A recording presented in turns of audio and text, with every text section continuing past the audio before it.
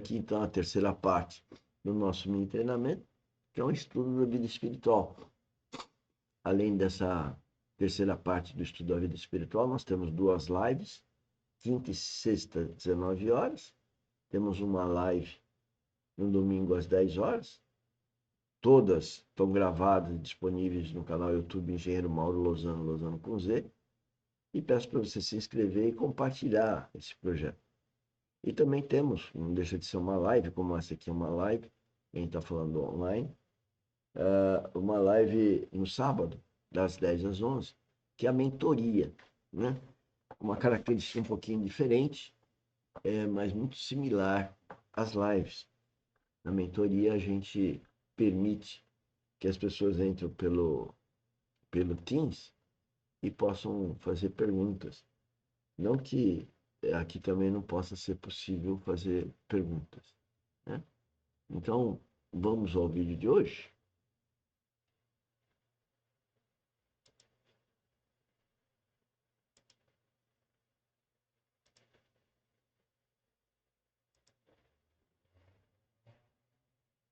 Onde está o seu único filho?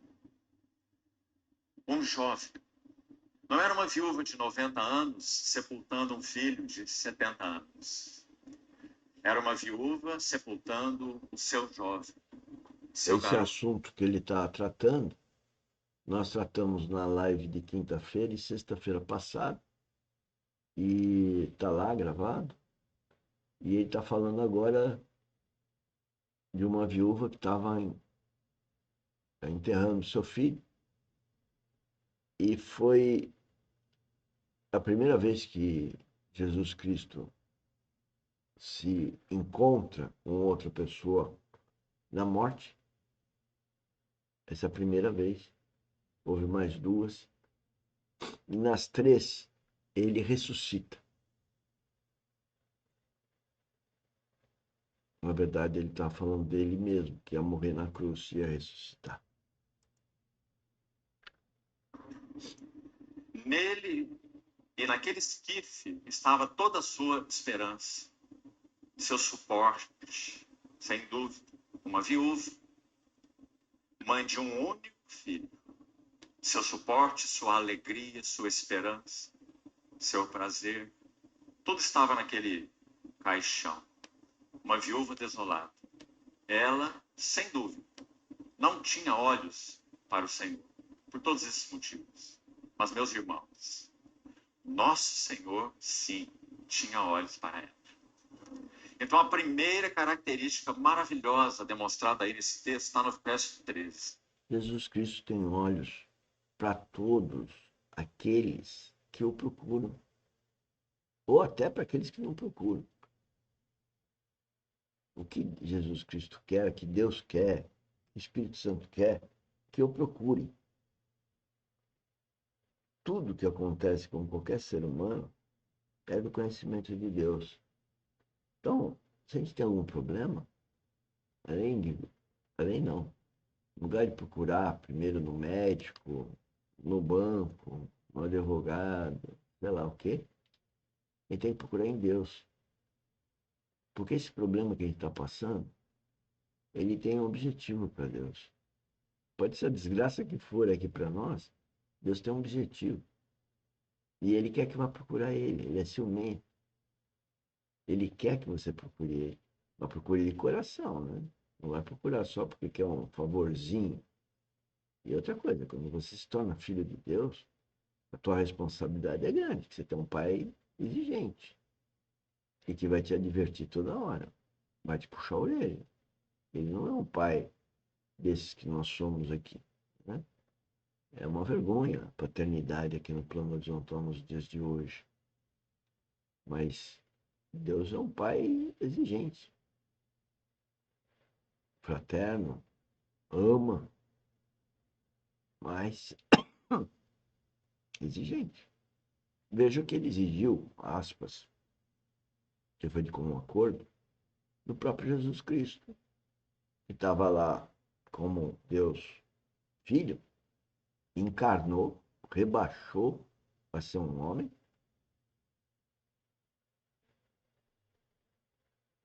para ter toda a situação de um homem.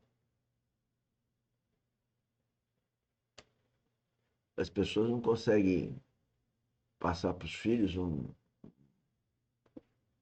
nada difícil, querem resolver tudo para os filhos e estragam os filhos. E eu fiz a mesma coisa, por sinal 2 vezes, em décadas diferentes, para ver como que eu também me equivoquei e continuo cometendo erros até os dias de hoje. Mas o importante é que esses erros, se houver arrependimento de fundo do coração, Deus está ali. Ele mandou o filho dele para que nós temos arrependimento, nós tenhamos o que ele quer que a gente tenha, um propósito. Né? Não é riqueza nem pobreza, é o que ele quer. Qual o propósito dele? Né? Eu só sei que ele garantiu comida, morada e roupa para qualquer um. Por que tem alguns que não têm? Porque não procuraram Deus. Né? E a gente, quando vai, talvez, dar esmola, talvez não é porque Deus está falando para dar esmola. Não sei, não estou afirmando. Mas cada um deve refletir e saber que deve ser guiado pelo Espírito Santo. E para isso nós temos que nascer de novo. E outra coisa, não é nascer de novo e sair fazendo as coisas da nossa cabeça, não. É nascer de novo, passar por todas as circunstâncias difíceis que Deus vai fazer a gente passar, para a gente ir amadurecendo. Qualquer um pode imaginar a minha idade, quase 70 anos, mas eu sou um adolescente espiritual. Espiritualmente eu tenho, só para ter uma relação, 12 anos. Né? Mas é muito diferente da época que eu era um nenê espiritual. Agora, posso dizer o seguinte, quanto mais você amadurece espiritualmente, mais pancada você vai tomar do mundo.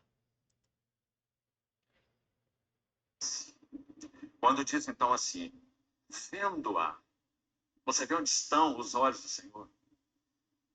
Uma multidão compadecida, solícita, que descia com essa viúva desolada para sepultar o seu único filho.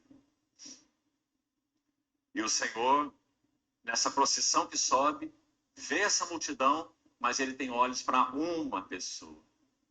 Vendo-a, o Senhor. Então nós temos a primeira característica maravilhosa desse mesmo Senhor que descerá dos céus, como já falamos. E a primeira característica é: ele se compadeceu dela. Meus irmãos, nesse mundo sem Deus, o que nós ouvimos falar quando ouvimos sobre Deus, em primeiro lugar, não se crê, não se entende que esse Deus é pessoal. É um poder, uma força impessoal. Essa é a primeira coisa. Mas se crê em um Deus pessoal, é um Deus que está tão distante, ocupado com tantas coisas, lá no seu trono, que ele não tem condições de participar de Ele está sentimentos, sendo irônico, tá? Para dizer que é o contrário. de coisas pequenas de cada indivíduo ou ser humano.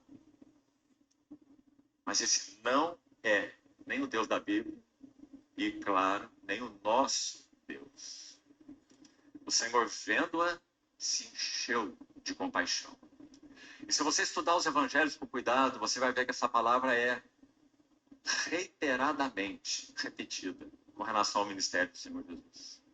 Quando ele está com aquela multidão que o segue já há 3 dias, ouvindo seus ensinos, e eles não têm o que comer, então o evangelista vai dizer que ele se compadeceu deles.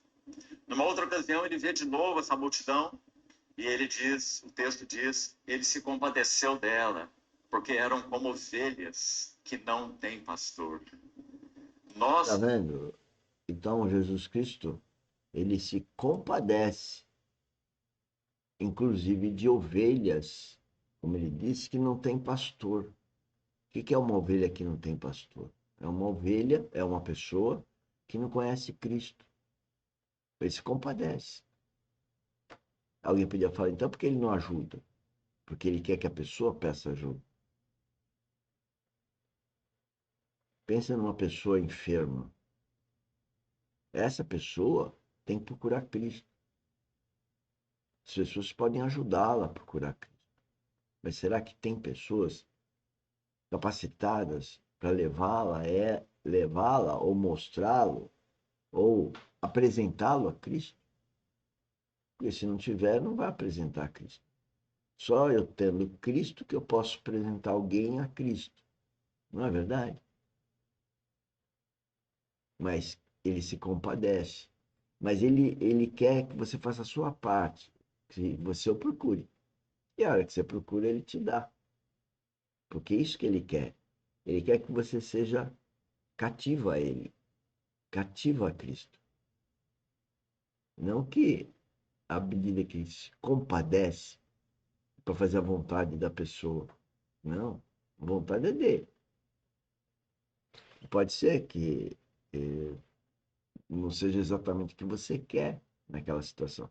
No caso da viúva, ele ressuscitou o filho dela, né?